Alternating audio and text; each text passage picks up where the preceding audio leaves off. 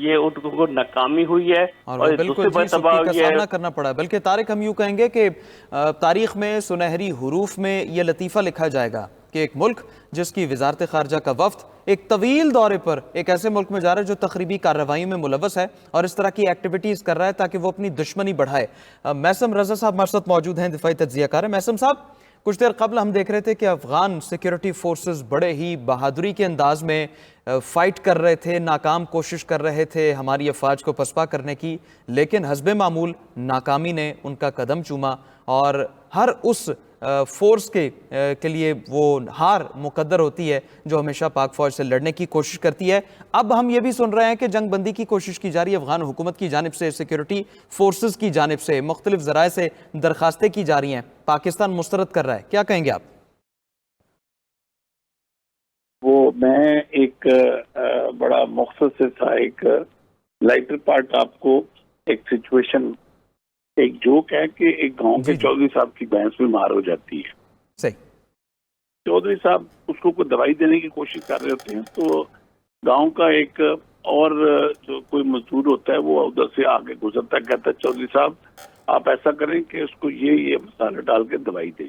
وہ چودھری صاحب اس کی بات مان کے وہ مسالہ ڈال کے بھینس کو دوائی دیتے ہیں، بھینس مر جاتی ہے۔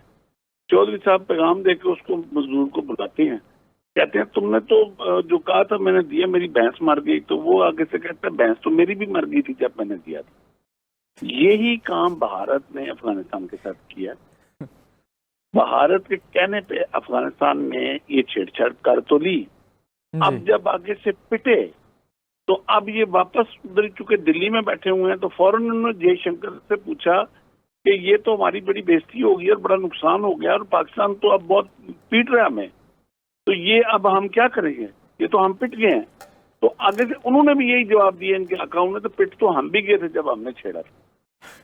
تو اس وقت جو اب یہ میں نے آپ سے جو 2 گھنٹے پہلے بھی میری گفتگو ہوئی تھی آپ کے چینل کے توسط سے، تو میں نے یہی پریڈکشن کی تھی کہ جب ان کے ساتھ آپ پرمپرا کی لینگویج میں بات کرتے ہیں،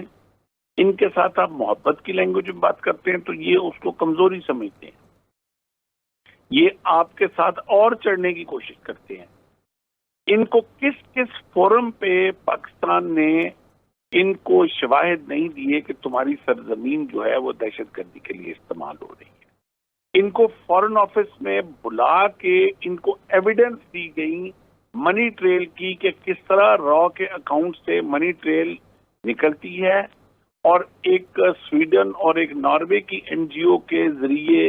جو ہے وہ آپ کی افغان گورنمنٹ کے پاس آتی ہے اور وہاں سے نکل کے ٹی ٹی پی کے اکاؤنٹ میں جا رہی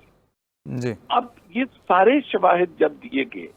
تو انہوں نے اس کو ہماری کمزوری سمجھا گیا۔ ایون پرائم منسٹر، ہمارے پرائم منسٹر نے یہ ان کو انتباہ کیا کہ آپ اپنی سرزمین کو دہشت گردی کے لیے استعمال نہ ہونے دیں، مگر ان چیزوں کو انہوں نے ہماری کمزوری سمجھا، اور آج جب زور کا موقع منہ پہ پڑا جواب میں تو یہ فوراً پاؤں میں گر گیا۔ دس از دی ٹوٹل سائیکالوجی کہ جب تک آپ پرمپرا کے ساتھ ان کے ساتھ چلیں گے، رواداری میں چلیں گے، لحاظ کریں گے، تو یہ آپ کے اوپر چڑھتے آئیں گے، حاوی ہوں گے، اور جب ان کو زور کا موقع منہ پہ ماریں گے تو یہ آپ کے پاؤں میں گر جائیں گے، خوف زدہ ہو جائیں گے۔ اب پچھلے 2 گھنٹے سے یہ سعودی عرب کے پاس بھی انہوں نے رابطہ کیا کہ ہمیں معافی دلا دیں، یہ اب اور ملکوں کے ساتھ بھی رابطہ کریں گے کہ ہمیں معافی دلا دیں، لیکن پاکستان سیکورٹی فورسز نے، پاکستان گورنمنٹ نے اور متعلقہ جو فوجی اس وقت کمانڈرز ہیں، انہوں نے یہ واضح لائن ڈرا کر دی ہے کہ پاکستان اب کسی قسم کی دہشت گردی کے ساتھ کمپرومائز یا بات چیت نہیں کرے گا، چاہے وہ کسی گروہ کی صورت میں ہو، چاہے وہ کسی ملک کی صورت میں ہو، چاہے وہ انڈیا کی صورت میں ہو، چاہے وہ افغانستان کی صورت میں ہو۔ بالکل سر، ہم کمپرومائزنگ سٹیج پر نہیں۔ میثم صاحب، یہاں پر ایک سوال ہے، ہم دیکھتے ہیں کہ کوئی بھی ریاست جب یہ ارادہ کرتی ہے کہ ہم دوسری ریاست پر حملہ آور ہوں گے، اس سٹیج کو ایکسٹریم سٹیج کہا جاتا ہے۔ اب ایسی سٹیج پر پہنچ جانا، چاہے کسی کی پشت پناہی کے ذریعے ہو، کسی کے ایما پر یہ عمل کیا جا رہا ہو، ریاست کی اپنی ریٹ ہوتی ہے، اپنا نیریٹو ہوتا ہے، اس طرح سے نفسیاتی علالت کا شکار ہو جانا اور اس بنا پر حملہ کر دینا، یہ تو اپنی ریاست کے لیے ایک بہت بڑا ایک ڈنٹ ہے جو کہ افغان حکومت نے ڈال دیا۔ دیکھیں آپ یہ ورڈ ریاست ان کے لیے استعمال کر رہے ہیں، جی یہ قطعی طور پہ کوئی ابھی ایک ریاست نہیں ہے، نہیں ہے، ٹھیک ہے، یہ ایک گروہ ہے گروہ جو ہے، اس وقت کابل کے اوپر مسلط ہے، بالکل، اور بہت سارے ایسے گروہ ایسے ہیں جن کی مختلف صوبوں میں حکومت ہے، جن کا کابل کے ساتھ کوئی نہ واسطہ ہے فزیکلی نہ نظریاتی، جی تو یہ ان کی ٹرمز لگی ہوتی ہیں، جس دن کوئی دوسرا گروہ ان کے اوپر مسلط ہو جائے گا تو کابل اس کے پاس ہوگا. تو یہ جو آپ بات کر رہے ہیں یہ ایک ذمہ دار ریاست کی بات کر رہی ہے. اگر بالکل. کوئی ذمہ دار ریاست ہوتی تو وہ کبھی بھی اس طرح اشتعال انگیزی کراس بارڈر کرنے کی ضرورت نہ کرتی. یہ پیور ایک ٹیررزم ہے، یہ دہشت گردی ہے، اور یہ کسی کے اماں پہ کی جا رہی ہے، اور جس کے اماں پہ کی جا رہی ہے پوری دنیا جانتی ہے کہ وہ خود ایک دہشت گرد ملک ہے. اور یہ بھارت اس وقت وہ بدنام ملک ہو چکا ہوا ہے جس کو پوری دنیا میں اب ٹیگ کیا جا رہا ہے کہ یہ چانکیہ کتلیہ کی پالیسی کے اوپر چلنے والے ہیں، اور یہ چانکیہ کتلیہ کو کتابوں کو چوم کر اب اسی کے اوپر اکھنڈ بھارت کے چکر میں ہے. اور آج افغانی اگر ان کے اندر تھوڑا بہت بھی کوئی ایک مسلمانوں والا خون ہو تو یہ آج ان چانکیہ کتلیہ کی گود میں جا کے نہ بیٹھتے. وہ بھارت جو اس وقت پوری دنیا میں ٹیگ ہو چکا ہے کہ یہی وہ ملک ہے جو دہشت گردوں کو بناتا ہے،